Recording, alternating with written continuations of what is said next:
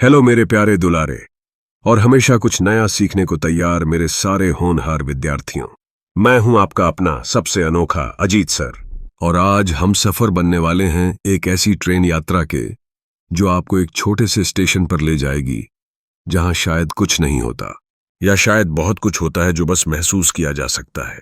हाँ, आज हम गोता लगाएंगे रस्किन बॉन्ड साहब की दिलकश कहानी द नाइट ट्रेन एट डियोली में। तो सीट बेल्ट मत बांधना, क्योंकि ये कहानी दिल की धड़कनों को कभी तेज तो कभी धीमा कर देगी, एकदम रोलर कोस्टर राइड की तरह। तो ये कहानी है हमारे प्यारे रस्किन बॉन्ड साहब की, जो अपनी कलम से जादू बिखेरते हैं। ये कहानी एक लड़के की है जो कॉलेज में था और गर्मियों की छुट्टियों में अपनी दादी के घर देहरा जाता था। उसका सफर शुरू होता था मैदानों से मई की शुरुआत में और जुलाई के आखिर में वो वापस आता था। रास्ते में एक छोटा सा स्टेशन पड़ता था, देवली, देहरा से कोई 30 मील पहले। ये स्टेशन एक तरह से घने भारतीय तराई जंगलों की शुरुआत का निशान था। अब सुनो, ट्रेन देवली पहुंचती थी सुबह के कोई 5 बजे। स्टेशन पर बिजली के बल्ब और तेल के लैंप की हल्की धुंधली रोशनी होती थी। रेलवे ट्रैक के पार जंगल सुबह की हल्की रोशनी में बस नजर ही आ रहा होता था। देवली में क्या था? बस एक अकेला प्लेटफार्म, स्टेशन मास्टर का एक ऑफिस और एक वेटिंग रूम। प्लेटफार्म पर एक चाय की दुकान, एक फल वाला और कुछ आवारा कुत्ते, बस। और कुछ खास नहीं, क्योंकि ट्रेन वहां सिर्फ 10 मिनट के लिए रुकती थी, फिर जंगलों में घुस जाती थी। अब ट्रेन वहां रुकती क्यों थी, ये तो कहानी लिखने वाले हमारे हीरो नरेटर को भी नहीं पता था। वहां कभी कुछ होता ही नहीं था, न कोई ट्रेन से उतरता न कोई चढ़ता। प्लेटफार्म पर कुली भी नहीं होते थे, लेकिन ट्रेन पूरे 10 मिनट रुकती, फिर घंटी बजती, गार्ड सीटी बजाता और देवली पीछे छूट जाता, भुला दिया जाता। हमारे हीरो को बड़ी हैरानी होती थी कि देवली में स्टेशन की दीवारों के पीछे आखिर होता क्या होगा। उसे उस अकेले उदास से प्लेटफार्म और उस जगह के लिए हमेशा बुरा लगता था जहां कोई जाना ही नहीं चाहता था। उसने सोचा, एक दिन मैं देवली में ट्रेन से उतरूंगा और पूरा दिन वहीं बिताऊंगा, बस उस कस्बे को खुश करने के लिए। देखा कितना दयालु है हमारा हीरो। तो भाई, हमारा हीरो था 18 साल का, अपनी दादी से मिलने जा रहा था और रात वाली ट्रेन देवली पर रुकी। और तभी प्लेटफार्म पर एक लड़की आई, टोकरियां बेच रही थी। सुबह सुबह की ठंड थी और लड़की ने अपने कंधों पर एक शॉल और रखी थी। पैर नंगे थे, कपड़े पुराने थे, लेकिन थी वो एक जवान लड़की, बड़े दे सलीके, ग्रेसफुली और शान डिग्निटी से चल रही थी। जब वो हमारे हीरो की खिड़की के पास आई तो रुकी। उसने देखा कि हीरो उसे बड़े ध्यान से इंटेंटली देख रहा है, पर पहले तो उसने ऐसे दिखाया जैसे ध्यान ही नहीं दिया। लड़कियों की अदाएं। उसकी त्वचा पीली सी थी, जिस पर उसके काले चमकदार बाल और गहरी परेशान सी आंखें, डार्क ट्रबल्ड आइज, खूब फब रही थीं। और फिर वो आंखें कुछ ढूंढती हुई, बहुत कुछ कहती हुई, सर्चिंग एंड एलोक्वेंट, हीरो की आंखों से मिली। वो कुछ देर हीरो की खिड़की के पास खड़ी रही। दोनों ने कुछ नहीं कहा, खामोशी में भी बातें हो रही थीं बॉस। लेकिन जैसे ही वो आगे बढ़ी, हीरो खुद को रोक नहीं पाया। सीट से उठा, डब्बे के दरवाजे पर गया और प्लेटफार्म पर दूसरी तरफ देखते हुए खड़ा हो गया। फिर वो चाय की दुकान की तरफ गया। एक केतली छोटी सी आग पर उबल रही थी, पर दुकान का मालिक ट्रेन में कहीं चाय देने में बिजी था। लड़की दुकान के पीछे उसके पीछे पीछे आ गई। लड़की ने पूछा, क्या आप टोकरी खरीदना चाहते हैं? बहुत मजबूत हैं, सबसे बढ़िया बेंत की बनी है। हीरो ने कहा, नहीं मुझे टोकरी नहीं चाहिए। अरे भाई, अभी तो बड़े गौर से देख रहे थे। वो दोनों एक दूसरे को देखते हुए खड़े रहे। ऐसा लगा जैसे बहुत वक्त गुजर गया हो। फिर लड़की ने कहा, पक्का आपको टोकरी नहीं चाहिए? हीरो पिघल गया, बोला, ठीक है, एक दे दो। और उसने ऊपर वाली टोकरी ले ली और उसे 1 रुपया दिया।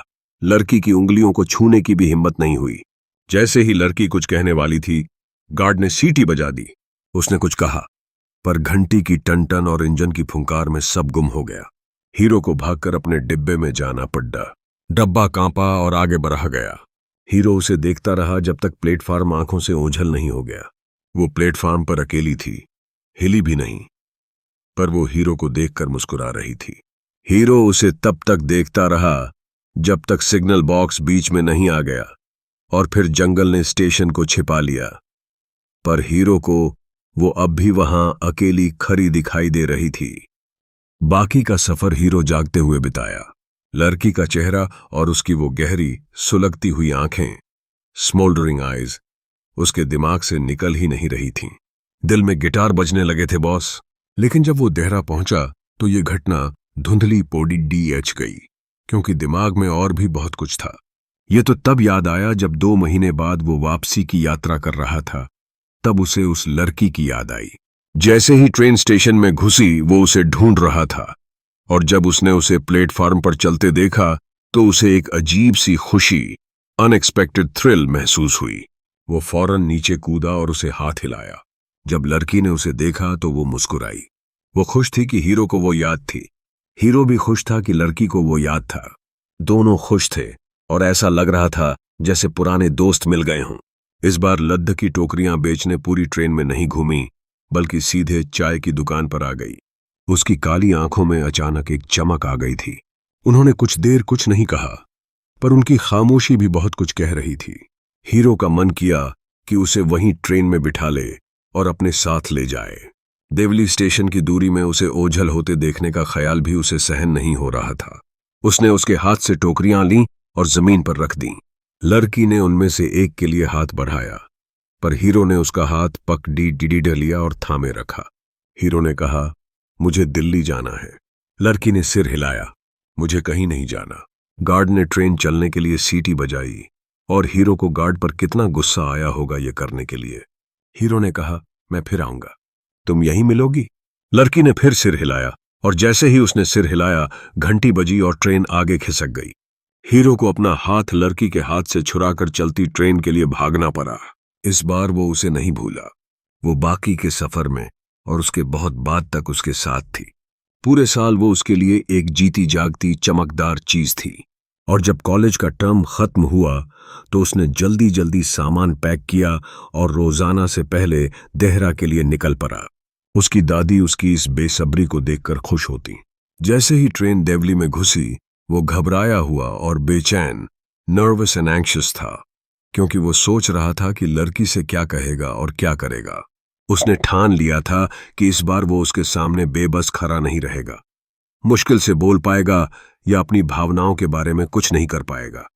ट्रेन देवली पहुंची और उसने प्लेटफार्म पर इधर उधर देखा, पर लड़की कहीं नहीं दिखी। उसने दरवाजा खोला और नीचे उतरा। वो बहुत निराश, डीपली डिसअपॉइंटेड था, और एक अनहोनी की आशंका, सेंस ऑफ फॉरबोर्डिंग ने उसे घेर लिया था। उसे लगा कि उसे कुछ करना चाहिए, इसलिए वो भागकर स्टेशन मास्टर के पास गया और कहा, क्या आप उस लड़की को जानते हैं जो यहां टोकरियां बेचा करती थीं? स्टेशन मास्टर ने कहा, नहीं, मैं नहीं जानता, और अगर तुम पीछे नहीं रहना चाहते तो अच्छा है, ट्रेन में चेहरा एच जाओ। सरकारी आदमी।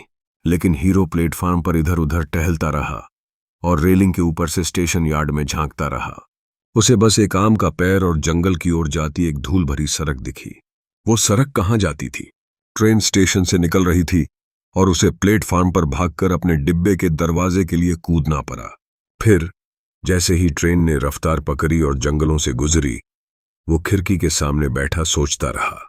वो उस लड़की को ढूंढने के लिए क्या कर सकता था जिसे उसने सिर्फ 2 बार देखा था, जिसने उससे मुश्किल से बात की थी और जिसके बारे में वो कुछ नहीं जानता था, बिल्कुल कुछ नहीं, पर जिसके लिए उसे एक ऐसी कोमलता और जिम्मेदारी, टेंडरनेस एंड रिस्पॉन्सिबिलिटी महसूस हो रही थी जो उसने पहले कभी महसूस नहीं की थी।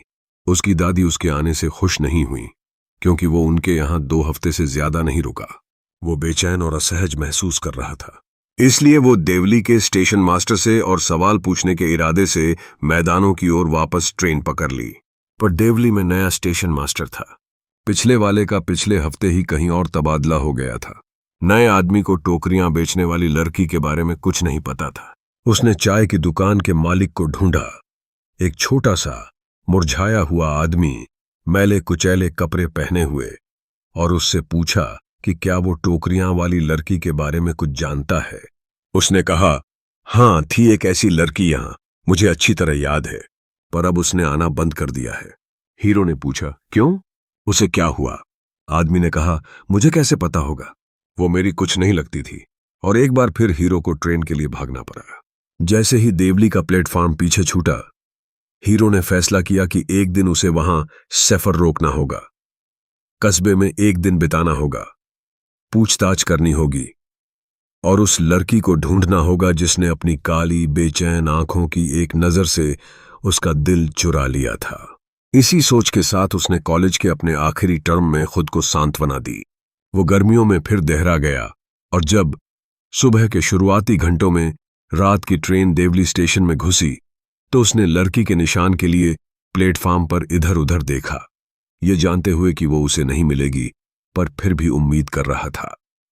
किसी तरह वो खुद को देवली में सफर तोड़ने और वहां एक दिन बिताने के लिए तैयार नहीं कर पाया। हीरो को लगता है कि वो ऐसा करने से डरता था। वो ये जानने से डरता था कि लड़की के साथ सच में क्या हुआ था। शायद वो अब देवली में नहीं थी, शायद उसकी शादी हो गई थी, शायद वो बीमार पड़ गई थी।